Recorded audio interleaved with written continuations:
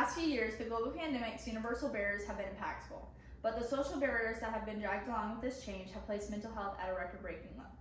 Psychiatrists and psychologists, along with anyone in the mental health profession, are recognizing now more than ever how predominant the human need for social support is. This correlation has caused much debate on whether or not the issue should be prioritized. I believe strongly that this issue should be made prominent in order for change to occur. The largely concerning impact of the response to COVID-19 on mental health has been ignored and must be handled immediately. Specific underlying causes contributing to the extent of this worldwide issue are that social isolation's adverse health consequences include higher depression, anxiety, physical health effects, and suicide rates. In an article issued amid the pandemic, author Kim Usher states that in events such as the 2020 pandemic, the need for social support is greatest, and the taking away of an individual's social sense will take a substantial toll on mental health. The global quarantine the citizens were required to participate in has placed insurmountable, devastating effects on the well-being of populations. Isolation's severe impacts on mental health violates the worldwide standard of remaining mentally sufficient. With COVID-19's record-breaking case statistics, it was clear that a solution needed to be created. America's efforts to implement a successful quarantine strategy were quickly developed and quickly created a much greater problem in society's mental health. This article is stated from Medac. This graph shows that the United States was actually the worst country to deal with the effects of COVID-19, and that mental health was the worst in the United States response to it. Although the government took this action intending to solve the country's pandemic crisis, the government did not take into consideration the large toll that isolation could have on mental health. This was the United States' extreme attempt to ensure a healthy society, which resulted in a much larger national issue. This lasting national issue is still being ignored today.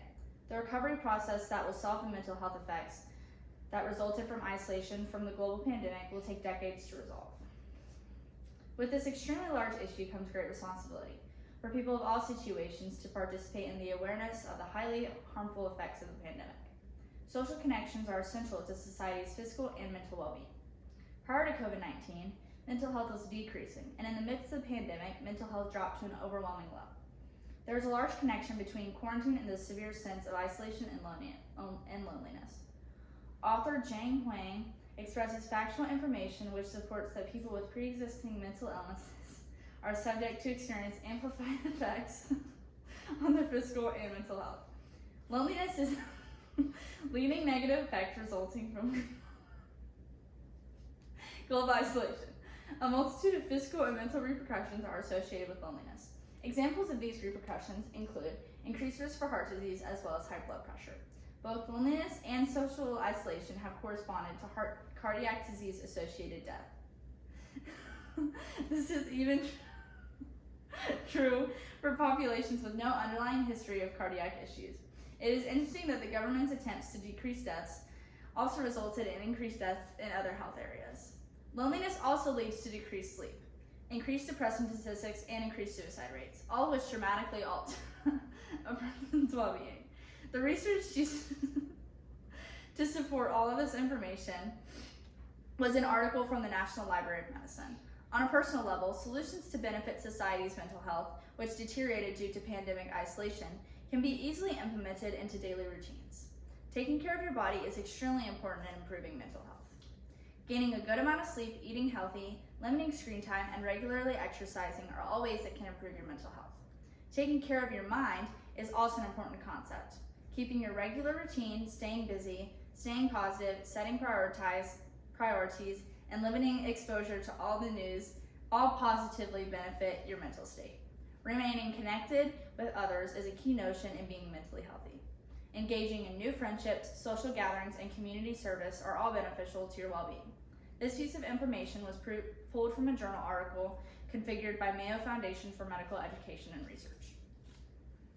On a global level, governments can become aware of the mental health crisis and how their decisions may affect it. Education techniques, as well as required teaching on mental health, can ensure a mentally sufficient society. In terms of the recovery process, as a result of the global pandemic, a possible solution is to openly talk about mental health, such as the leaders of different sectors of the nation. Mental health issues and illnesses affect all society and the long-term effects that our country will be experiencing for years to come. and it needs to be normalized as the country begins to recover. Not only do governments need to implement change to aid the solution of this worldwide issue, but individuals and communities also need to take action. Local people in the workforce also need to gain an increased awareness and understanding of the mental health issues of people in the area in order to refer to appropriate services and treatment to ensure a healthier community.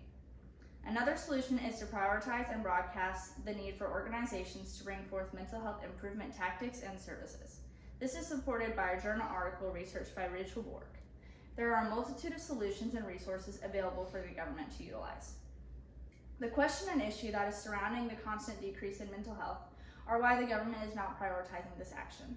The recovery process that the nation has to incorporate now will be an extensive and long process that requires participation from the government, states, cities, communities, and your personal routine.